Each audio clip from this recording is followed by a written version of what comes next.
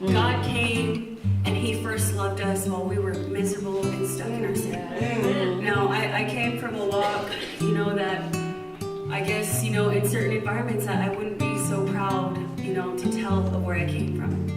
My dad was murdered in a prison cell. He was, I spent most of my life looking for him. I grew up without a father. Grew up searching for that love, searching for that something. At the end of a bottle, at the end of a pipe. Jesus. And different people, places, and things. And nothing could ever fill that void. Yes. Right. And when I thought I found my dad, I was on my way to California to go see him, and I was saying, I still felt like a little girl. Yes. And when I got there, they had a box of his stuff, and they told me how he died. He was murdered in his prison cell. He had his hair chopped off. They strangled him, and they shot his brain with heroin. And they left him for dead. He stayed alive on ICU, or without ICU. He fought for 24 hours by himself. My dad was a warrior, and even still to this day, there's nothing that my dad could have done that would make me see him any less. That's right. He's the most beautiful man that I've ever seen.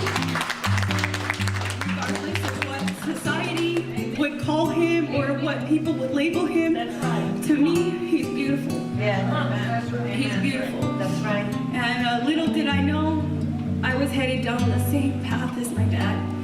And I had felonies hanging over my head. I had warrants. I was subpoenaed to court. I was running from the law. I was running from the streets. I was constantly running. Everywhere I went, it seemed like I had to fight. I had to fight just to live. I was living to die, but yet I was dying to live. And I was this close to being headed to the pen. This close, but God came. Yeah. God came. I surrendered my life. I had no choice. God backed me in a corner. I surrendered my life to Him, and He changed my life. When I went to court to go turn myself in for all of my charges, the judge told me, well, today must be your lucky day. He said, I don't want to see you back in my courtroom again. The officer that was affiliated with your case is no longer credible with our jurisdiction. All my charges got thrown out.